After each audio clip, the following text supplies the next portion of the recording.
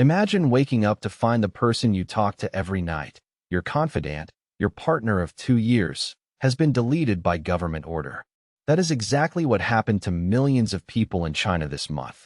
On July 15th, the world's strictest rules on AI companionship took effect, and rather than comply, China's biggest tech giants, ByteDance, Alibaba, Tencent, simply pulled the plug on their AI lovers. Behind it all, a birth rate in freefall, and a government betting that digital romance and real-world families are a zero-sum game. This is AI Daily, and today is a special deep dive. The day China broke up with its AI companions. Here's the full story.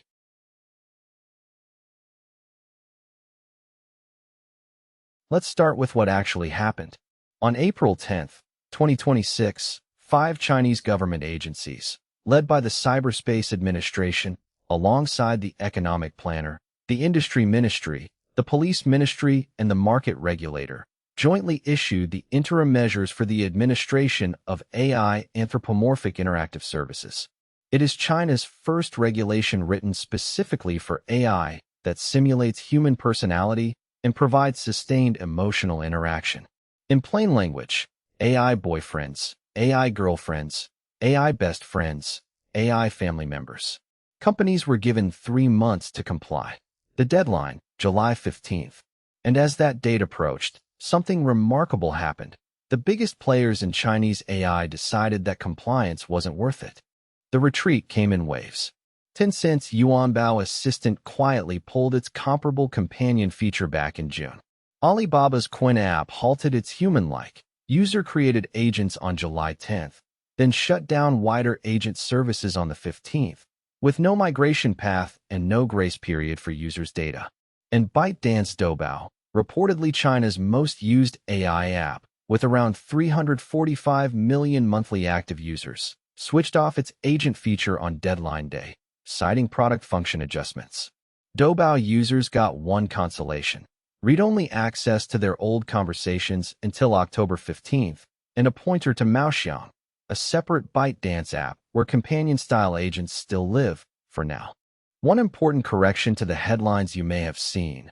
This is not, on paper, a total ban on AI companions for adults. The rules ban something more specific: engineering emotional dependence. Apps may not excessively cater to users, may not induce addiction, may not damage users' real interpersonal relationships. What turned regulation into extinction was the company's own math. Rather than build the required monitoring and intervention systems, the giants chose to shut the category down. And enforcement is real. On June 26th, Shanghai's internet regulator alone removed more than 14,000 non-compliant AI agents, citing impersonation, vulgar roleplay, and unauthorized data collection.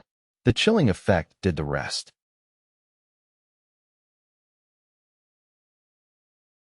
So what exactly do these rules require? The scope is precise: services that simulate human personality traits, thinking patterns, and communication styles to provide sustained emotional interaction. Customer service bots, work assistants, and education tools are exempt. For everything in scope, the obligations stack up fast: anti-addiction systems with usage time reminders, an instant exit mechanism so users can always walk away, regular reminders that the AI is not a real person, limits on long-term emotional memory, the very feature that makes an AI feel like it truly knows you, and real-time detection of unhealthy dependence. In other words, the features that made these apps beloved are, one by one, the features now regulated away. Then come the heavier duties. If a user shows signs of self-harm, suicidal ideation, or serious financial loss, the platform must detect it and intervene. In severe crises, even alert emergency contacts. For minors, the line is absolute. Virtual romantic or family member companions are prohibited outright. Users under 14 need guardian consent, and minor modes with time limits are mandatory. The compliance machinery is equally serious. Security assessments across 8 areas. Filings with provincial regulators once a service crosses 1 million registered users or 100,000 monthly actives, and app stores ordered to verify and remove non-compliant products. Notably, analysts at AI News argue this is a fuller set of user protections than anything the EU, the FTC, or California has put into force.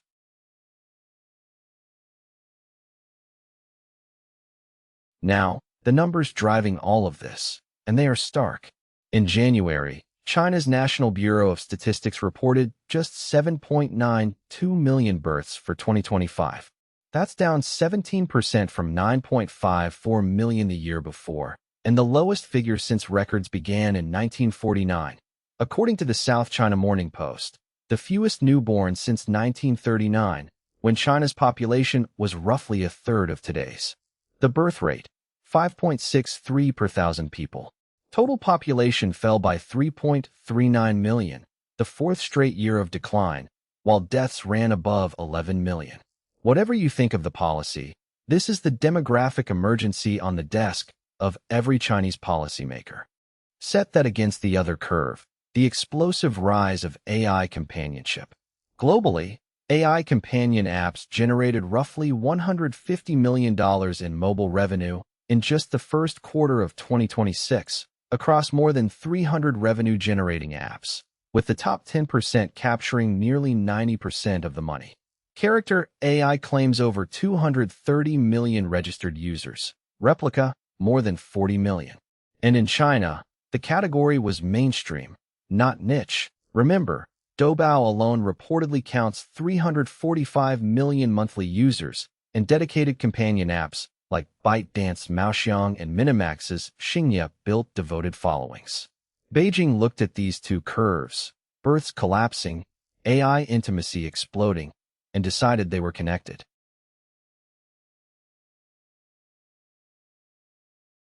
But policy documents don't capture what this felt like on the ground.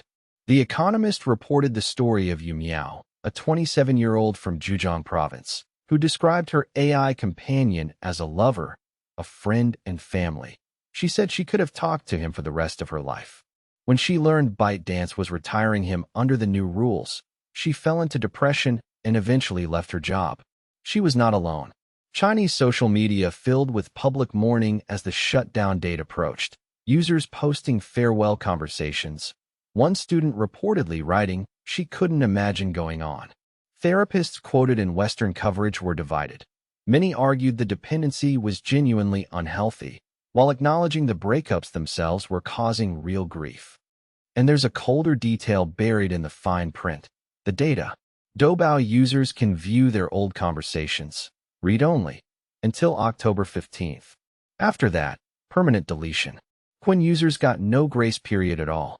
The regulation grants no right to data portability, so there is no official way to export your companion's memory and personality, the record of a years-long relationship, to anywhere else. Users on Weibo complained there was no easy way even to save their chat histories. Whatever your view on AI romance, consider the precedent. Millions of people just learned that a relationship hosted on a platform can be ended by decree, and its memories erased on a schedule.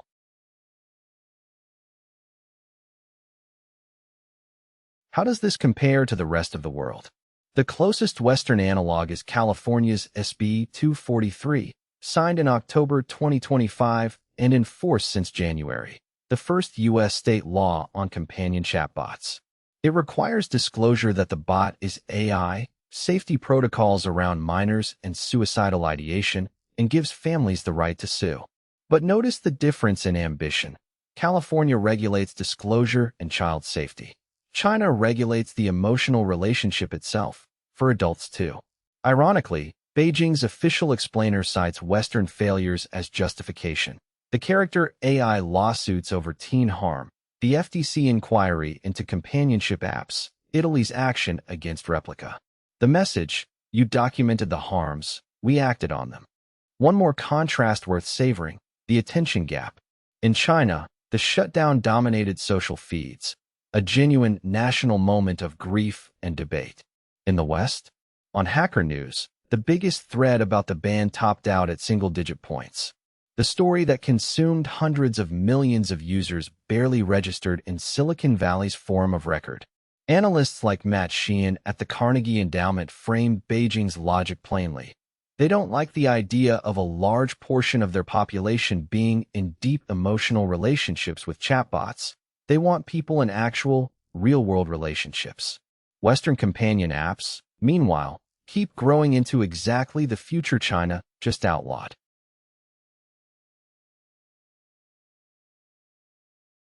So why does this matter beyond China? 3 reasons. First, it's a world first. A major government has formally treated emotional AI dependence as a public health and demographic issue, not a content problem, but a relationship problem. Second, the causal bet is unproven. Experts across the coverage caution that China's birth decline is driven far more by housing costs, work culture, and economic pressure than by chatbots. Banning AI lovers doesn't buy apartments. And third, the business lesson. When the compliance bar includes real-time emotion monitoring and crisis intervention, the biggest companies in the market concluded it was cheaper to kill the product than to build the safeguards. Every AI company building companionship features anywhere should study that math.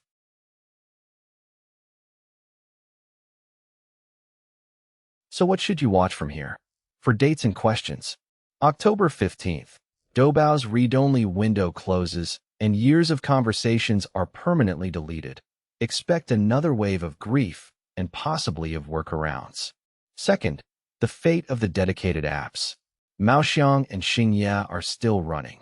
Will they be licensed as compliant survivors under the new filing regime, or are they next?